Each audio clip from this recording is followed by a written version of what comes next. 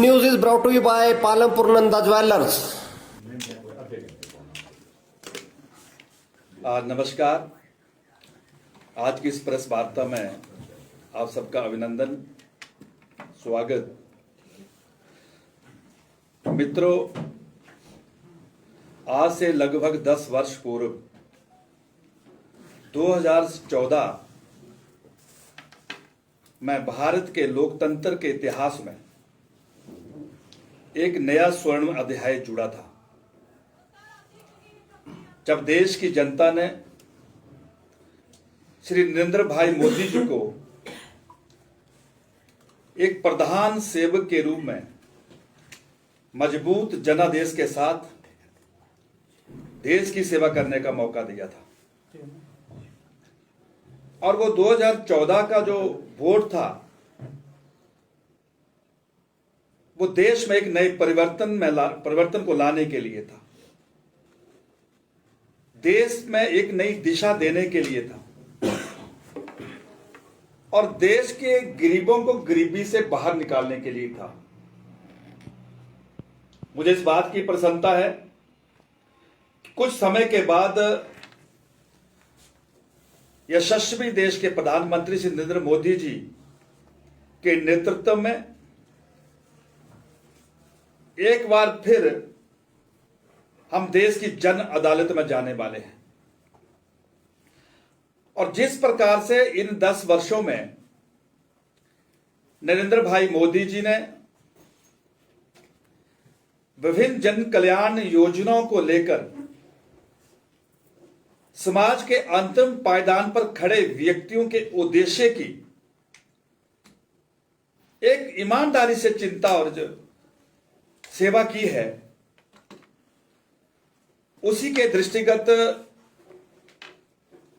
इन योजनाओं के प्रति जागरूकता और जन भागीदारी को सुनिश्चित करने के लिए विकसित भारत संकल्प यात्रा के रूप में पूरा देश जन अदालत में निकल रहा है।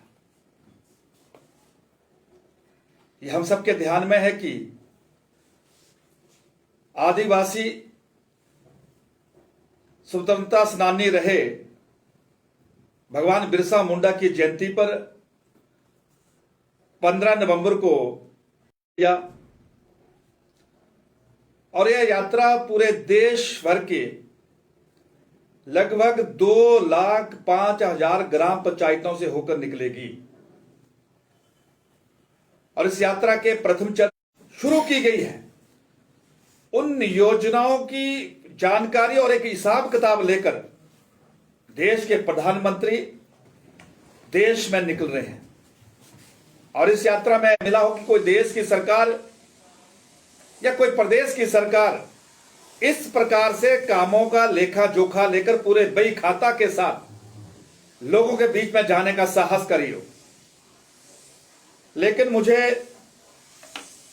इस बात की प्रसन्नता है कि मेरी पार्टी ने इस कार्यक्रम को लोगों के बीच में ले जाने का जो एक कार्यक्रम बनाया है, निश्चित तौर पर पारदर्शी तौर पर जनता को ये जानने का एक अवसर प्राप्त होगा कि जो नरेंद्र भाई मोदी जी ने उनके साथ जो वायदा किया था, जो मोदी जी ने उनको अपनी गारंटियां दी थी, उन गारंटियों में हम कितने खरे उतरे हैं। लेकिन आज मैं बात करना चाहूंगा हिमाचल प्रदेश की जो राज्य की सरकार है, उस सरकार ने भी लगभग ठीक 1 वर्ष पूर्व हिमाचल की कांग्रेस सरकार का जो समय पूरा हो रहा है और 1 वर्ष के कालखंड में जो उन्होंने प्रदेश की जनता को जो गारंटियां दी थी, मेरी उनके लिए चुनौती है कि वो भी अपनी इन गारंटियों को लेकर जनता के बीच में जाने का साहस करें कि जो उन्होंने जनता के साथ वायदा किया था वो उसमें वो कहां खरे निकले हैं।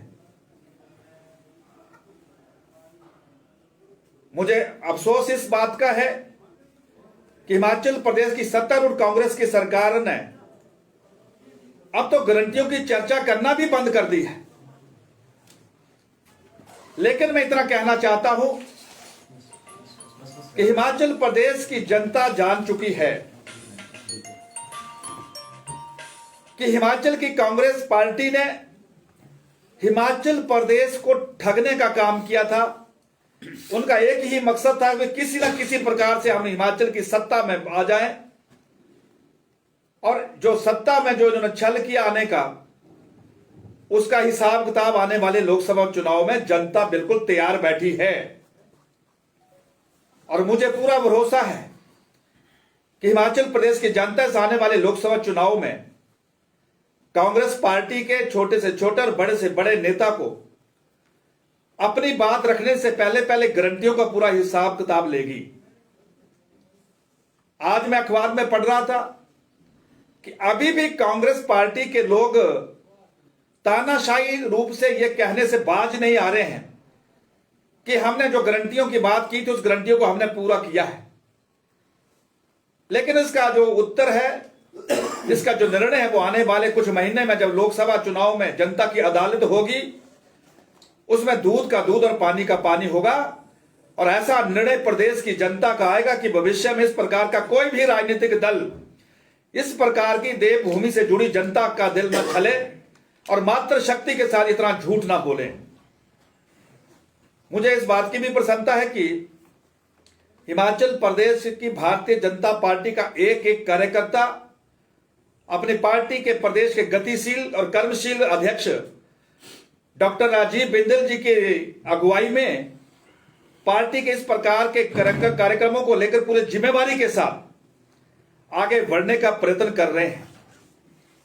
मित्रों, पिछले दिनों से जहां हमारा बूथ सशक्तिकरण का विषय था या हमारे अन्य पार्टी के कार्यक्रम थे, एक निश्चित समय पर उन कार्यक्रमों को पूरा करना ये भारतीय जनता पार्टी के कार्यकर्ता के आत्मविश्वास का एक परिणाम है।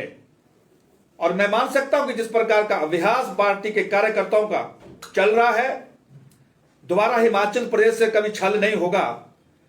इसका जो उदाहरण है वो लोकसभा के चुनाव में हमारा भारतीय जनता पार्टी का कार्यकर्ता पूरी जिम्मेवारी के साथ, तत्परता के साथ कांग्रेस को जवाब देने के लिए तैयार बैठा है। मुझे आज यही आपके बीच में कहना था। विकसित भारत संकल्प यात्रा को लेकर इसके संदर्भ में कोई आपका प्रश्न है तो आप अपनी बात रख सकते हैं।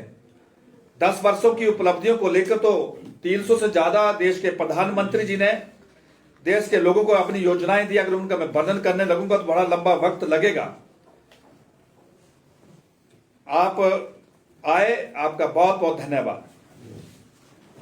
तो लोग जी, सुक्खू जी का बयान आ रहा है सीएम का कि केंद्र तो पैसा रोक रहा है, उस करके जो है विकास नहीं हो रहा है, लेकिन वो बोलते हैं फिर भी हम जो है गारंटियां उनको पूरा करेंगे। तो उनका सीधा जो है वो वार केंद्र पे है, वे केंद्र कोई यहाँ पे पैसा भेज नहीं रहा है हिमाचल में।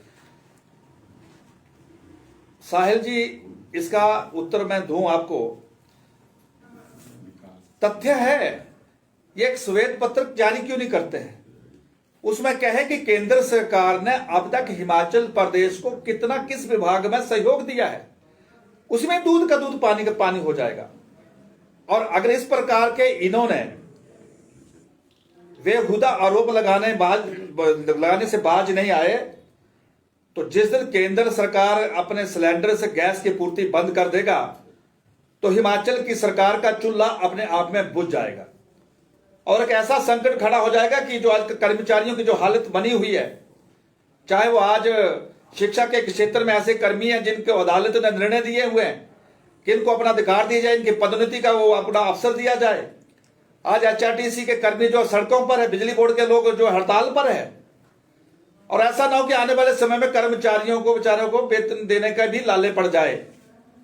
हमारी जो ट्रेजरियां हैं उनकी क्या स्थिति है, जरा कांग्रेस पार्टी के लोग और उनके सरकार के जो प्रतिनिधि है वो जरा जनता को बताएं।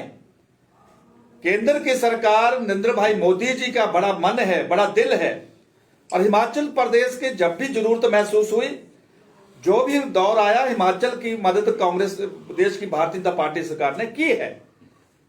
और जिस प्रकार से जनता को गुमराह करने का प्रयास करे, एक श्वेत पत्र जारी करे, उसमें स्पष्ट हो जाएगा। लेकिन हिमाचल की जनता कांग्रेस के बयानों को और कांग्रेस के इस प्रकार के आरोपों को गंभीरता से नहीं ले रही है। आज हिमाचल का बच्चा बच्चा जानता है कि सत्ता के लिए इन्होंने झूठ बोला, छला इन्होंने हमारी माता और बहनों के साथ बहुत बड़ा छल किया है। आज 18,000 रुपये एक बहन की जो इन पर एक कर्जदारी हो गई है, क्यों नहीं कहते हम कब देंगे को वो पेंशन? इनके पास बोलने के लिए कुछ नहीं है। इन्होंने गारंटियों की चर्चा करनी बंद कर दी है, और जो आज दीवारों में जो उनके होल्डिंग और वो जो स्लोगन थे उनको धीरे धीरे उन्होंने मिटाना शुरू कर दिया, और वो भी लोगों ने तो इनकार कर दिया, लेकिन किसी कंपनी से इनका इकरार हुआ है कि उनको 1 महीने के अंदर चुनाव से पहले पहले, ताकि वो लोगों की नजर में ना आए। ये स्थिति है हिमाचल प्रदेश की कांग्रेस पार्टी की। आज के इस वक्त इस विषय पर मैं आज ज्यादा नहीं कहना चाहता हूं, लेकिन आने वाले समय में स्थिति अपने आप में स्पष्ट हो जाएगी। कपूर जी, लोकसभा चुनाव जो है नजदीक है, भाजपा की तैयारी कैसी है? क्या भाजपा आपको आगे लाती है तो आप आगे आने को तैयार हैं? भारतीय जनता पार्टी में एक लोकतांत्रिक व्यवस्था है, और जबकि हमारे जो विरोधी दल कांग्रेस पार्टी है उसमें एक वंशवादी प्रथा है। भारतीय जनता पार्टी में किसने चुनाव लड़ना, किसने नहीं लड़ना है, ये पार्टी की एक व्यवस्था है। हमारे अलग-अलग जब चुनाव का वो वक्त नजदीक आएगा, पार्टी हाईकमान राष्ट्रीय स्तर पर सर्वेक्षण करता है, और सर्वेक्षण करने के बाद हमारी प्रदेश की चुनाव समिति है उसमें विषय आता है, उसके बाद अनुशंसा होती है, फिर केंद्र में जाता है, और अंतिम जो निर्णय है वो केंद्रीय हाईकमान करता है। जबकि अन्य दलों में ऐसा नहीं है। अन्य दलों में सीधा होता है कि उस पिता का पुत्र या उस परिवार में किसी को भी अगला प्रत्याशी बनाने में जरा संकोच नहीं होता है। तो ये दोनों पार्टियों में एक अंतर है। Thank you.